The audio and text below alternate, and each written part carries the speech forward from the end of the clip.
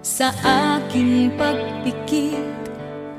Ang tanging naisip, ikaw na sa hanggang wakas, ang aking pag-ibig mo.